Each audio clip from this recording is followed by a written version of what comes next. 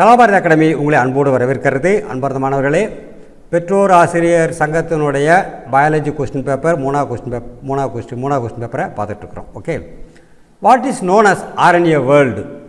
இந்த உலகத்தை ஆர்என்ஏ உலகம்னு சொல்கிறாங்க. ஏன்? Why it is so? What is known as? உதாரணமாக இப்போ ஆர்என்ஏக்கும் we are having DNA and we are having RNA. அதில் நம்ம எல்லா செல்லையும் பார்த்திங்கன்னா டிஎன்ஏ கண்டென்ட்டை விட செல்லில் இருக்கக்கூடிய ஆர்என்ஏவுடைய கண்டென்ட் ரொம்ப அதிகம். So high content of RNA இந்த செல், இது ஒரு காரணம். ரெண்டாவது காரணம், this RNA plays a variety of roles. வெவ்வேறு விதமான ஜெனட்டிக் மெட்டீரியலாக மட்டும் இல்லாமல் வெரைட்டி ஆஃப் ரோல்ஸ் இது ப்ளே பண்ணுது. Okay, played by RNA in biochemical reactions in the cell. So RNA ஒரு ஜெனட்டிக் மெட்டீரியலாகவும் ஆக்ட் பண்ணுது. Example RNA viruses like tobacco mosaic virus. So it can act as DNA also. DNA என்ன வேலை பண்ணுதோ அது மாதிரி இந்த ஆர்என்ஏ ஒரு வேலையை சில வைரஸஸில் நடக்குது. ஏன்னா some virus are RNA viruses where there is no DNA at all. Okay, then முதல்ல சிங்கிள் செல்ஸ் ஃபார்ம் ஆகிறப்ப அதிலேருந்து அடுத்த சிங்கிள் செல் வர்றப்ப ஃபஸ்ட்டு ஸ்டேஜ் வரணும். டெவலப்மெண்ட் கண்டினியூஸாக ஹெரிடிட்டி கொண்டு போயிட்டே இருக்கணும். ஸோ இன் எவல்யூஷனில் first stage in evolution of life வந்து எல்லா சிங்கிள் செல்லில் இருக்கக்கூடிய எல்லா biochemical reactions are catalysed by RNA.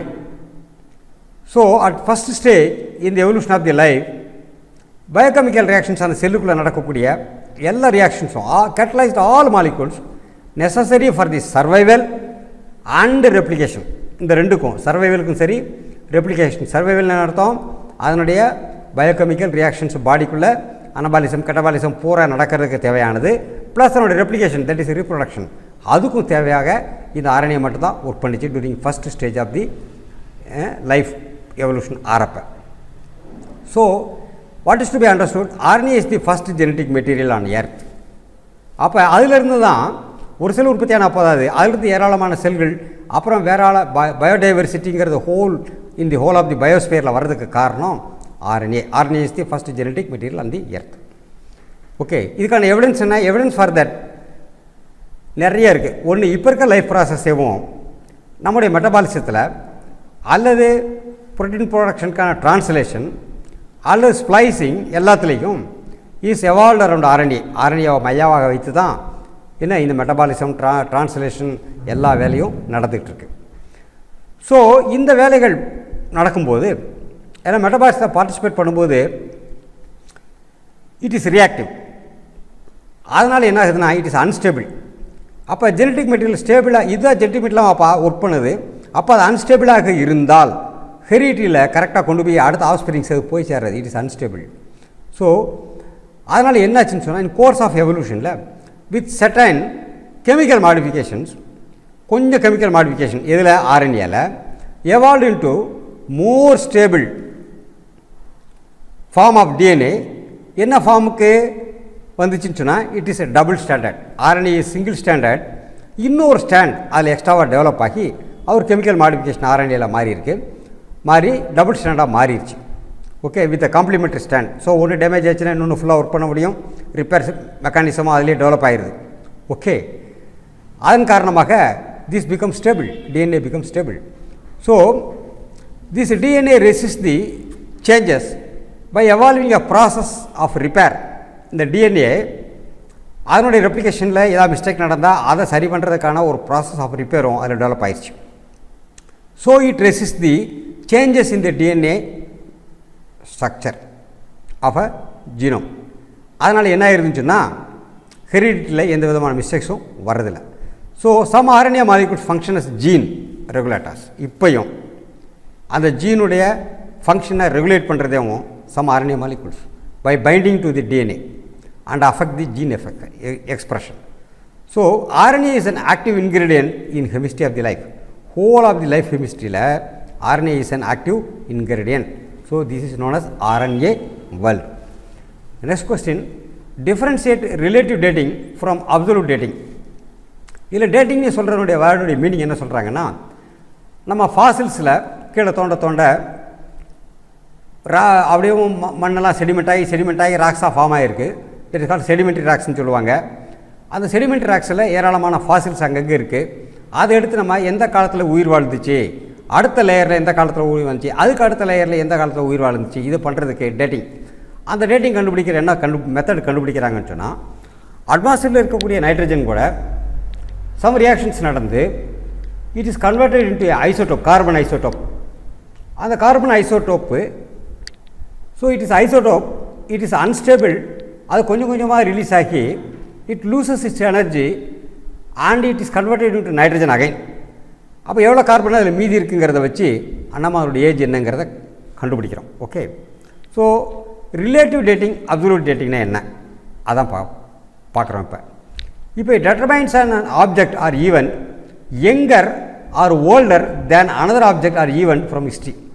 இந்த ரிலேட்டிவ் டேட்டிங் என்ன அர்த்தம்னா, ஒரு ஃபாசில் அல்லது ஒரு அக்கரன்ஸ் எது முதல்ல நடந்துச்சு எது பின்னாடி நடந்துச்சு அப்படின்னு மட்டும்தான் இந்த ரிலேட்டிவ் டேட்டிங்கில் நம்ம கண்டுபிடிக்க முடியும். Okay, so which object or which fossil is earlier, which fossil is later. அல்லது வேறு மாதிரி சொன்னால் which sediment rock is earlier, which sediment rock is old or new, இப்படி டிஃப்ரென்ஷியேட் பண்ணி காட்ட முடியும். Okay, so it relative dating is qualitative. இதில் எவ்வளோ குவான்டிட்டிங்கிற பற்றி கொஸ்டின் அதில் கிடையாது. It helps to determine the relative age of the remains.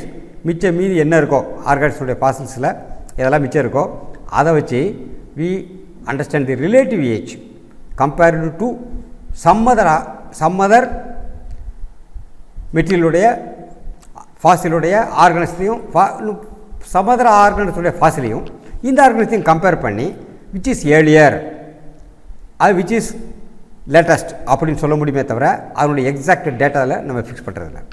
So this is less specific then absolute dating.